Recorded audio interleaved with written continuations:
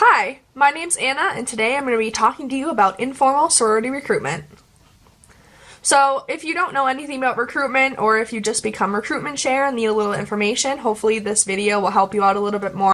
Now, this video is going to be geared more towards the recruitment chair planning the event than a potential new member joining a sorority or having questions about a sorority, but I think this informational video will be very helpful to anyone interested in Greek life or already in Greek life. So let's get started. A little bit of information about my experience in sorority life. Back in 2015, when I was a freshman in college, I decided to join a sorority really randomly. I don't even know why. I never even considered it back when I was in high school. It was just something I decided to do. I decided to join Alpha Sigma Alpha, and my chapter is actually Iota Alpha. I'll link all our information down below if you want to follow us on social media or learn about us through our website. I'll link that. Alpha Sigma Alpha was one of the best experiences and the best decisions I made while in college. It is such a amazing group of women that have helped me grow and learn and become a leader and become confident, and just something I will always be so very thankful for that I decided to do. So back in 2015, I was actually a founding member of the sorority, which means that for the past 3 years or so, I have been implemented in helping grow our chapter, and I have done that as just being a sister. I have helped with scholarship, and for the past 2 years, I have been vice president of PR and recruitment for my chapter. Before getting into the tips and tricks, we need to kind of differentiate the difference between formal and informal recruitment. Now, formal recruitment is generally what a lot of people consider when they hear about recruitment or Greek life. They think of the full week of sorority recruitment, which is basically when a sorority will host a full week of events. Generally, either it's like Sunday through Sunday a lot of the times, and they will host an event every single day that will allow women on campus to come and see what the sorority's values and who their women are, and kind of see about what the organization is about. Now, informal recruitment is a lot less strict than formal recruitment, and it kind of lets you be more casual and a lot more open with your members and with your potential new members.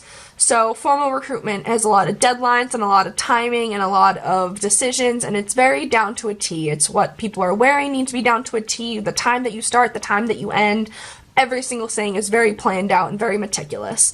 For informal recruitment, it's kind of the opposite, and you kind of have the ability to go at a more leisurely pace, be able to have deeper conversations with women because you're not so worried about the time frame and what time it is. So informal recruitment can be hosted at numerous amounts of times. So I know for my organization, we had formal recruitment in the fall, so we had our full week-long event, and then in the spring, we would have our open bidding season, which this is really dependent on your guidelines and your school and your organization. So please keep that in mind for everything that I'm saying. But for informal recruitment, instead of having your full week, you can decide to do maybe 2 or 3 events per month, or if you wanted to still keep it like a full week, you could. You have that option and you have that decision making. So as a recruitment chair, you need to consider the best way to have recruitment for that semester. So if, your school is hosting a lot of big events, then maybe you don't want to pick that month that is hosting those big events, because not as many people are probably going to go to your event. The potential new members, you need to really consider, when are they going to be available? When are they going to be on campus? When are they going to be most likely to come to my event? So that's a lot of what informal recruitment is. It's not as strict as boom, boom, boom, this time. It's a lot more planning of kind of figuring out what your general casual theme is going to be and how you are going to entice people to want to learn about your organization and come to your events and have a great time, and then ultimately, hopefully, join your organization.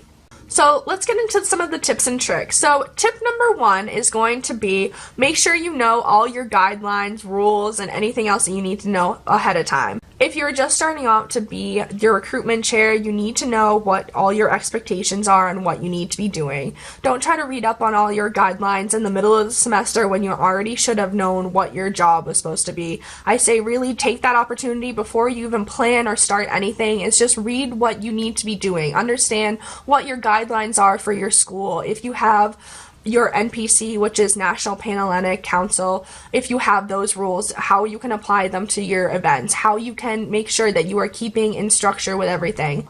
Even if you are a recruitment chair and you're going into your second semester, it is really helpful just to brush up on your guidelines again and to really know what you should be doing and what the expectations for you are.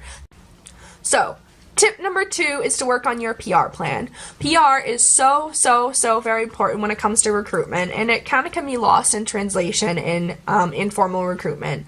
So for formal recruitment, it can be kind of easy to know that, say, all your events are going to start on September 5th, and that you need to have all your posts, your videos, your filters, everything needs to be done before the 5th. But when you have informal recruitment and you have events spread out between a couple of months, then say in February, you made sure you got all your posts out and all your information out, and you had a really good turnout for your event because you did such good PR. But when it comes to April and you posted one Facebook update about it and no one comes, then that's kind of a waste of time. And when you are spending so much time, energy, and money on these events, you don't want to waste out on anything. You want to make sure that you are doing PR and that girls that are from your school are seeing these and they actually are going to come to the event then. You have a lot of girls in your chapter that are probably going to be taking time off for work or during their day to come and help out with your event, and you don't want to waste their time. So by having no potential member come to your event because you didn't do any PR throughout the semester, is really going to be really disappointing for everyone. So make sure that you work on your PR. If you don't have a PR plan, make sure you get one of those done. I know for my organization, the position under me, because I'm Vice President of PR Recruitment, is Chairman of Public Relations, and the girl that runs that has all our social media, and she posts all our Facebook and Instagram and Twitter posts, and she does a great job at it. But without her, I would probably be a lot more overwhelmed and stressed out. But by delegating responsibilities of knowing that I need to set up for a bunch of events and I need to work out the details of the events, but I might not have time to post a couple times a day on social media, but I know that she can, or I know that she can delegate that responsibility and have it be done. So if you are having trouble with your PR strategy, maybe try to figure out a way to delegate within your chapter or to come up with a new plan that's not as rigorous, but as a way that you can still get people's attention and to get different potential new members interested in your event. Tip 3, keep it casual. So informal recruitment is kind of a blessing in disguise when it comes to recruitment chair. So when you have formal recruitment, you can get so caught up on such meticulous little details because you need to have party A switch in 45 minutes, which means that you need A, B, C, and 5 minutes for A, 5 minutes for B, whatever. That's how basically formal recruitment works, which everything needs to be down to a T. People need to have, pearls on, hair ready, you need to smiles on, basically that kind of a thing.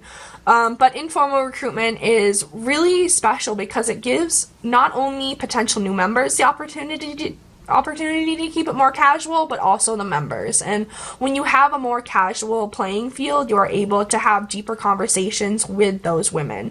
So a lot of times when you are in formal recruitment, it can be kind of caught up on the time and knowing that you need to switch this event and go to this position and go to these different things, and you need to sing at this time and whatnot, and it can be kind of overwhelming and you might not make those deep connections. So maybe rather, instead of having your really rigorous recruitment, formal recruitment events, for informal you would have events such as like a mani-pedi night or a movie night or like a picnic or something. Some easy, simple events that girls from your school would want to attend and want to go and be a part of and can casually get to introduce and get to know the women of your sorority. The way that you approach this in this semester would be a lot less strict and a lot less harsh than formal recruitment usually is. So it lets girls that are recruitment chair be a lot more flexible and a lot more creative with the ideas that they want to do. And I think that comes off a lot better in translation with potential new members. A lot of women that decide to go through formal recruitment kind of already have an idea of what recruitment is and what Greek life is. And a lot of women that decide to go to informal recruitment usually have no basis on what anything is about Greek life or anything, and you are kind of introducing it to them for the very first time. And that can be a very special experience of you're really taking these girls through an experience, and being able to do it in a kind of more relaxed setting can be so much better for your organization, and being able to bond with your sisters and being able to, you know, put these events together can be a lot more fun than, I would say, formal recruitment. You know, they each have their own purpose, you know. Okay, so advice number 4, make sure you keep your girls happy.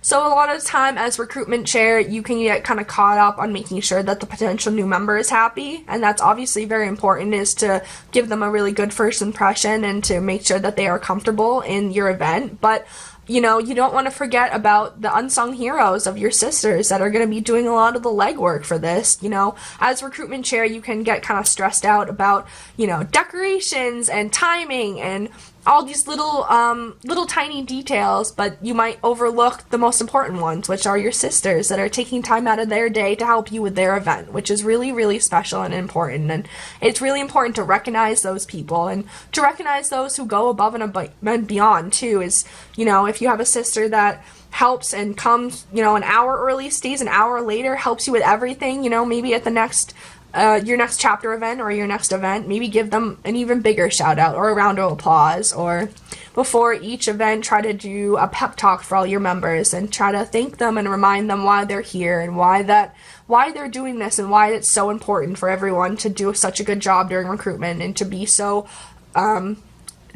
present and to be so committed to this experience. Number 5 is going to be, make sure you get feedback.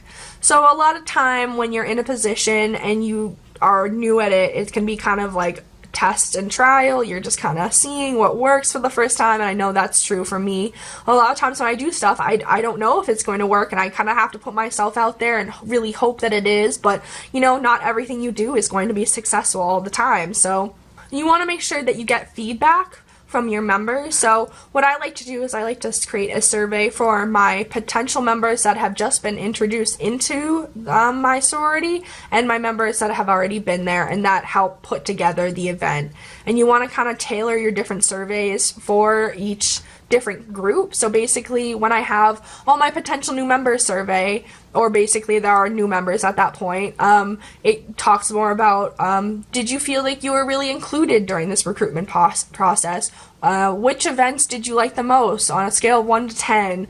Did you feel that you learned our values very well? Did you like the decor? Did you like this theme? Did you like, just kind of knowing where I went right and where I went wrong is really, really helpful. And I would do the same for the members that are already in it, and just kind of say, what did you not like about this recruitment process? Did you think that we were able to talk to enough women during a certain time? Or did you think that this event actually was helpful? Or do you think it was a waste of time? And, you know, it's really hard being a leader and being in position that you need to get women to join your organization. And it's hard when, you know, I've never done this before. I'm still 21. I don't have a whole lot of experience under my belt, but being able to reflect back on the work that I have done really helps me see where I need to go in the future and to see where I need to improve for the next recruitment session. So yeah, I hope you really enjoyed this video. If you have any questions at all about recruitment, sorority life, Alpha Sigma Alpha, anything, let me know down below in the comments. I will try to make a couple more recruitment videos if this is what you like. So thank you so much for watching my video. Make sure you like and subscribe.